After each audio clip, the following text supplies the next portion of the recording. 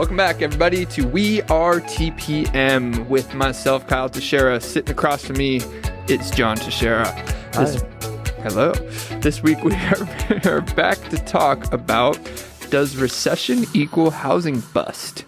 Now, if you are interested in this topic or anything else we talk about, or just want to talk to our smiling faces over a phone where you won't see us, give us a call at 817-818-9039. Shoot us an email at showmethemoney at wearetpm.com. Now, let's get into it. Does recession equal housing bust? So I almost hate this topic, right? Because I'm an optimist and I hate talking about negative things. But we have to talk about it because we need to be constantly educating our clients, our friends and family, the people that we talk to. We need to make sure people have a really good understanding of where we're going and understand at least the current climate that we're in without listening to all the news headlines, right? Mm-hmm. And sometimes I have to say the news headlines, they don't intend to be what's the word I'm looking for? To deceive us or to derail our thinking, right? But it does. I completely disagree with that. I think they totally intend sometimes to they deceive do intend to steer your thinking. But okay, you read into my comment was sometimes there's a benign title like, "Do we have a housing bust?" Right? And that leads people to think we got a housing bust coming just because they read that headline. Yeah, and I guess we want to talk about the correlation and the non-correlation, right? Between these two things. Because people think recession, and they jump to 08, right? They're like, oh, recession 08. Housing busted in 08. It crashed in 08. And they're all the same thing when they're, fundamentally different. The causes and effects of both are completely different. So I was raising a family during the recession previous to 08 in 1999 and 2000. We call that the internet bust. What did we call that? That's not what we called it. Darn it. Lost it. The tech bubble of 2000? Tech bubble. There you go. Thank you. Or that's the dot-com bubble. Dot-com bubble. That's what we called it. That's what we called it. We're not talking about the dot-com bubble. We are going to talk about the housing bust, I guess, right? But no, the dot-com bubble was a pretty good recession, and that's a good example of what I think is coming right now. We probably have, and we're going to back up and define this, right? But we probably have a very similar type of recession coming in terms of the housing market, because my home during and after the dot-com bubble increased in value more than twofold. The one I owned at that time. Well, and let's talk about, we're the correlation between the two is vastly different. We're in a lot more very similar economic conditions now. Which two? I think we're confusing people. Which two are we talking about now?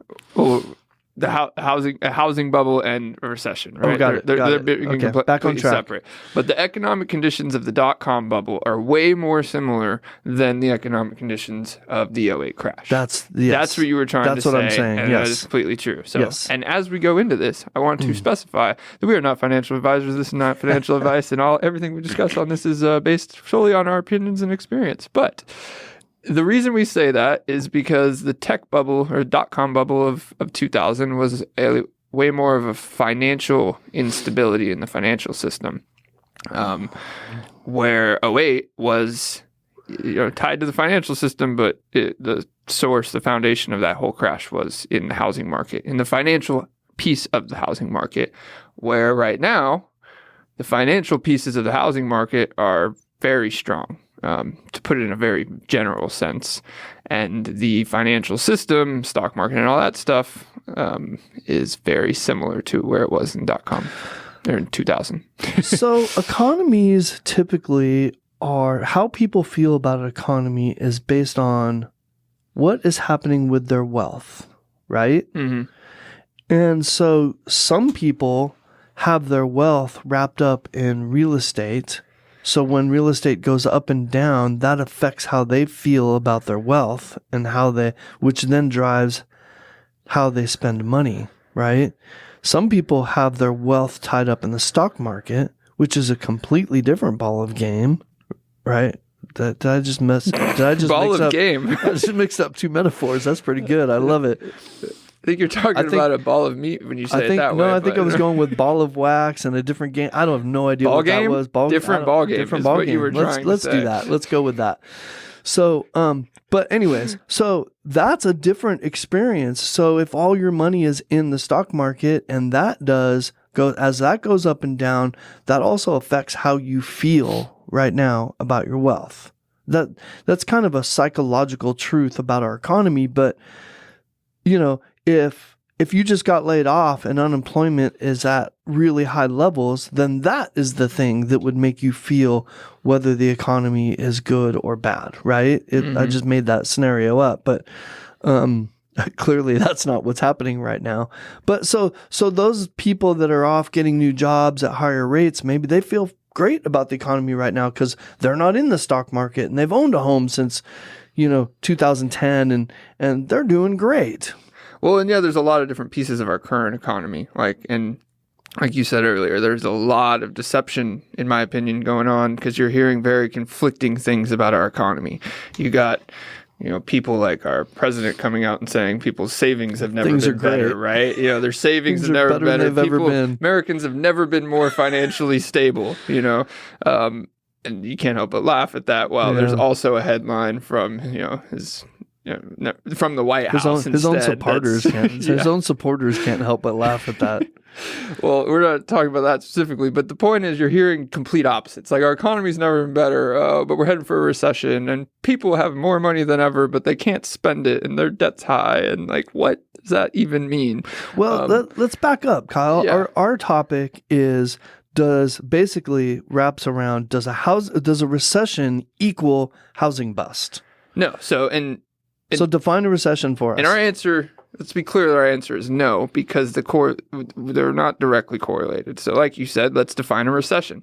Recession, in general terms, is a decline year over year in the economy or quarter over quarter. So generally based on gross domestic product. So you take the gross domestic product at the beginning of the year and a quarter later, it's down. Next quarter, it's down. Economics would define that as a recession because it's receding. Now, it doesn't mean the entire economy is receding. It could mean pieces of it are, while other pieces are going up. So you said during dot-com bubble recession that your housing value went up. Well, we can talk about how, that was a stock market factor, right? The bubble that burst was in the stock market, in the tech stocks, in the dot-com stocks.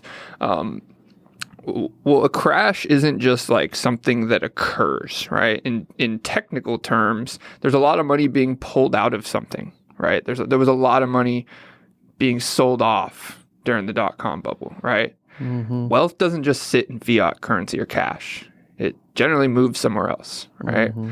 And a lot of times when it moves from something speculative and risky like tech stocks, it gets moved back into something conservative where, real estate falls into the stable piece of it. So right, and that that kind of blends to another topic that we probably will address in the future. About the amount of corporate rentals, at least here in Tarrant County, is interesting, right? Mm-hmm. So that's your point is. Okay, stock market's getting risky. Let's pick up and move right to a different sector of the economic system, so to speak. Sector rotations. You defined a recession as having 2 quarters where our GDP is down. I didn't hear anything about houses in there. The gross domestic product does a house? This is a good question. Does housing? Is it at all included in the gross domestic product? Yes. Don't ask me to explain how. Well, no, yes. It's easy. The answer is really easy. Every new house that's built and sold should become part of our gross domestic product. Correct. The resale of that house later on is not included in those numbers. But it's a new product that was just built and sold on the market that should be part of our gross domestic product. I'm not an economist, so whether part of the equation, yes. Whether it actually is or not, I'm not going to attest to, but it definitely should be based on my limited understanding of what the gross domestic product is. And I'm sure Steve will Google this and erase this whole part of our podcast if I'm wrong. This is why I didn't want to specify, because you're right in some ways, wrong in some other ways. But a housing bust. Okay, so let's talk about the big fear. Is the big fear that I keep getting asked about is, and the reason the recession and housing bust get correlated in people's head is, of course, because of 08. In 08, really 06, 07, 08, whatever you want to call it, or the Great Recession that they now call it, was a recession and a housing bust that occurred in the same time period. And they were tied together at that point in time. And while the housing bust may not have been the exact origin of the recession, it was the reason for the recession. Mm-hmm. Where most recessions are not caused by housing. Usually housing rises in spite of recessions. As a matter of fact, 4 of the last 6 recessions that we've had since 1980, housing prices have appreciated during that recession. And during none of those did we have as significant of a supply problem as we have right now. Yeah, exactly. And if we get rid of all the macroeconomics that we're currently talking about and think of a massive lack of supply in housing alone causes housing prices to go up. That's a TikTok right there. You just made a TikTok statement. Maybe, but the point is that is an economic factor of our micro market, the housing market that we're talking about, that causes prices to go up. So where leading up to 08, or there's a lot different economic. Everything was different. Yes. The entire environment regarding housing was completely different than it is right now. Especially because when the price problem of the housing crash it was the opposite. It was oversupply, huge oversupply with no demand because of a lot of factors. Well, yes, demand dropped very quickly. It did drop very quickly. Well, and that's the fear right now. Everybody stopped buying 5 rental properties when they had no business owning any rental properties. Well, that's the fear right now, is that what you just described, the extreme drop in demand, is what's scaring people, because there has been a pretty extreme drop in demand for housing over the last 3 months. It absolutely has. But the reason that there's been a drop in demand is because people are frustrated with the current market, not because they don't want a house. So the demand is still there, and it's getting pent up, and it's going to get more and more pent up as this goes on, because people are on the sidelines. It's not that they don't want it anymore. It's they're waiting on the sidelines. And affordability. For better conditions, whatever that is. With appreciation rates in the last 2 years combined with interest rates going up 3 points in 3 months. Hey, this will become the new norm. The interest rates will become the new norm eventually. Mm-hmm. The housing prices will become the new norm. $4 a gallon for gas will become the new norm, and we'll stop bitching about it eventually, right?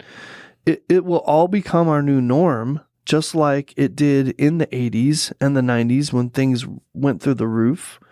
And then we'll move on through our new normal. We'll wait 5-10 years, government will do it again, and then they'll blame it on something else, and those are our cycles. So I guess you don't believe that the recession equals a housing bust. No, because I think that currently, in our current economic conditions, real estate's one of the safest places to be. And it's because partially of, we don't have the same factors as 08 at all. We don't have mortgages being sold as crap securities. I'm not going to get into that, but please don't. The root cause of the 08 crash is in a healthy condition right now. That's all I'll say on that. It is healthier. Mortgages and how we back them and that part of our financial system learned a lot of lessons that are still fresh from 08. And while I do believe we'll make those mistakes again. Oh, they've already been made again. But the percentage of homes in the U.S. that are owned by institutional investors and basically the wealth of our country is way higher than it was back then. Yes, and sir. the wealth of our country does not allow that, does not allow the market that all their money is in to decline. So if you want the simplest answer you can get is all the rich people are protecting the value of real estate, then, we can say it that way. And then people like that answer. So, so everybody's getting out of Tesla and buying a rental property? The smart people? I wouldn't say that because they're not people. They're life insurance funds and wealth funds and hedge funds and all. You're right. 51% in Tarrant County, 33%, I believe that 35% across the country are owned by those kinds of investors. So follow the money. Yep. That's what the money's doing. The money's leaving the stock market, which is why it's going down, and they're going into real estate. So why does recession not equal housing bust? Well, in a lot of things we just described, a recession, it will essentially help the housing market because it's a gap, right? It's a gap between affordability. As housing slow it down. They slow it down. Housing can continue to go up and become less affordable. And we're talking about 51% in Tarrant County. Institutional investors these days want to own all of it. That's the world we're going to is big money doesn't want you to own anything. That's just a fact. Yes, you are right. There is a portion of our population that wants to take away the middle class, and even they may not realize what they're doing when they say that, but they don't want. They would rather institutional investors own everything so that they can control the real estate and control the market. And what makes America great is that we don't allow that to happen, right? So go out and buy yourself a house and do your part to make sure that institutional investors don't own a majority of America like they do Tarrant County. Yeah, and we're not saying this as like speculative opinions where it may sound that way, like this is what their money is doing. That's just a fact. That's what their money has been doing. It's never been doing it at a higher rate than it has since COVID started, since the pandemic started. Never anywhere close to the rate that they've been buying up real estate in the last 2 years has ever occurred. But that was also a true statement before COVID. They were also buying at unprecedented rates before COVID. Now it's even more unprecedented, which is your point. But they were already buying at enormous rates before then. Yeah, and they will continue because the thing that pushes the average person out of being able to compete is interest rates, right? And we've talked a lot about interest rates. These institutional investors don't care about the interest rate because, well, they do care because they're making money on the interest. They're making money off that interest because they're selling these mortgages, but they buy those houses for cash in general terms, which doesn't need an interest rate. Open Door buys tons of houses and they lose money. My watch just told me they don't understand. Maybe that's a sign that our podcast is no good. Well, everybody knows Zillow. Everybody loves Zillow for what they do and just talk to us about Zillow. How'd Zillow do at buying up a whole bunch of real estate? They got smart and said, this is not working. No, they didn't get smart. They closed that division and lost billions of dollars. Well, they realized their losses, yes, but they realized that this is not a good business model, and they moved on from it. Open Door is doubling down on it because they've got a bunch of venture capitalists and bunch of people pouring money into their business model, just like we talked about it before. Just like Uber is being propped up and funded by Yeah, but don't steer Saudi too oil. far off. So, and it may sound like we're jumping to a bunch of different topics, but in reality, these are the points that should give you confidence in the housing market and housing value. Because ignoring all the noise and the things like you said, deceptive headlines and all that stuff, there's certain factors in the economy and in the housing market that cause things to happen. It's not all psychological, It's not like, everyone thinks there's going to be a crash and now it's going to crash. That's not how it works, A market and a value is what people are willing to pay. And we just told you that the wealthy and all the big money in our country is buying up they're willing to pay whatever to buy up property. Yeah, and I hear it all the time. I hear people that are waiting on the sidelines for the bust. They're waiting for it to get better. They're waiting for prices to come down. I hear these statements, and it's hard for me not to roll my eyes because I know in my heart and soul that none of those things are going to happen. What will happen has already kind of happened right now in the present, and that is things will come down to a normal, healthy rate, right?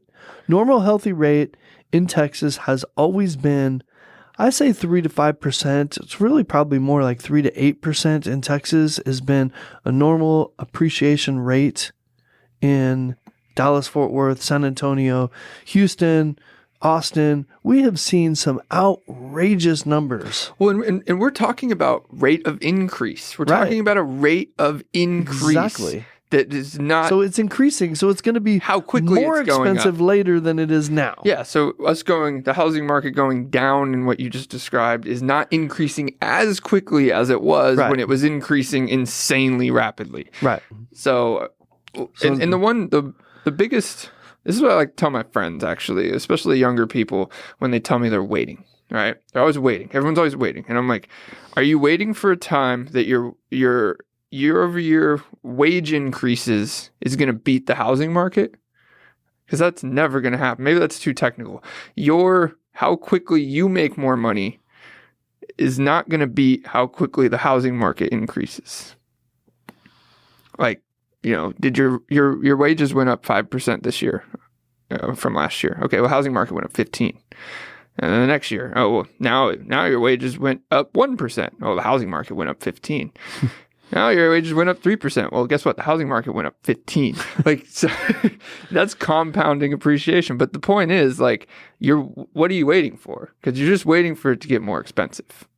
And even if your wages do keep up, now you're waiting to pay the same amount. You are absolutely right. So psychologically, the reality is those people that say that, they basically just don't like the current conditions. There's something about the current conditions they don't like, and they're not willing to suck it up and conform to whatever they're currently dealing with, right? So they're going to wait for it to be better. Is that right? Is that kind of the mentality of those people? And you and I are saying it's not going to get better than it is now. So you should suck it up and change your mindset and do it now, because it will be worse later. The things that make you feel. That's kind of what we're saying, but you're also strategizing in a game you're not playing. To keep it really simple, I mean, you're making a game plan for a game you're not in. Another TikTok moment. But it is. I mean, like the people who are waiting, that makes some sense. That it makes some sense today to be waiting are the people who are waiting to move up. They're waiting. Say they bought their house, within the last year or two at extremely low interest rates, and they're waiting for interest rates to see what happens with interest rates, because they're going to be moving up to a house that's bigger or whatever, what they want, more desirable, whatever it may be, and probably paying more or the same amount. Or no, not the same amount. They're paying more, a lot more. Mm-hmm. So even if they were to move into just they're moving across town into the exact house, same price, everything. They're now paying more for, directly comparable house. Mm-hmm. So those people waiting makes some sense. They're waiting but they're in the game already, Yeah. They're waiting to play a better hand, mm-hmm. They're folding their hand and waiting for, pocket aces, but. Yep. So recession doesn't equal housing bubble. Go do it. Doesn't equal housing bust. Doesn't equal a housing bust. There is no such thing as a housing bubble in our opinion right now. And what caused 08 was the recession of 08 was caused by a housing bust. A housing bust caused the recession. It wasn't a recession causing a housing bust. And that's like what I've tried to clarify for a while now. Is one can cause the other, but one doesn't cause. Like, recession does not equal housing bust. Well, and here let's finish with this. If 2008 is the worst case scenario, and I believe aside from the depression of the 1920s, aside from that, I believe that 2008 was our worst economic downturn and our worst housing crash that we've had since that time, I believe, given most numbers. So if that's the case, it only took us 2.5 hours to completely forget that happened. Years. 2.5 years. And what he's saying is at the tip of the housing bubble in 08, if you bought at the tip of it, right, for your housing value to recover, took till 2011. If you still own that house today, I don't have the numbers in front of me, but it's at least doubled, if not quadrupled in value since then. So depending on where he is, of course. We manage homes for people that wanted to sell during that time. Oh, we do. Their home was underwater. And we said, don't sell your home. Don't sell your home for... I had people coming to the closing table with cash between 2008 and 2010. It's paying insane. To get out of their home. Paying to get out of their house. Don't get rid of your house. Hang on to it. Lease it out. You'll be glad you did. And that only took 2.5 years. And a lot of those people, like our oldest management clients that were, and by underwater, this means that, they owe, say, 100,000 on it, and now it's only worth 90, right? So to get out of it, they needed to pay 10,000 to the lender, exactly. Right? Those people, a lot of them waited and just sold like this year, last year, and walked away with a ton of money. And like, have they ever thanked you? Have you ever got more of a thankful? Oh yes. This could have ruined our lives, and instead, we're walking out of here with tens of thousands of dollars. Yeah. So 6 figures in some cases. I'm helping somebody who bought a condo for I think it was $86,000 during that time. He bought a condo while everyone else was running for the fence, running for the hills. He went and bought a condo, and he's closing on it next month for $200,000. Isn't that crazy? It is crazy. I mean, how do you build wealth like that while you're living in your house that you're going to pay rent somewhere anyways? You might as well pay yourself rent and go build yourself a bunch of wealth. And if you think that wasn't a huge testament to all money around the world, it was. I mean, the worst possible conditions for the housing market to hit. All right, let's test the water. Let's stand on the sidelines and see. Okay. All right, 2.5 years and that completely recovered? Okay, so now they're looking for any downturn in the housing market to buy stuff up. And this goes back to your statement that you're not even playing the game. You're looking for your next hand while you're not even in the game, right? Mm-hmm. So it seems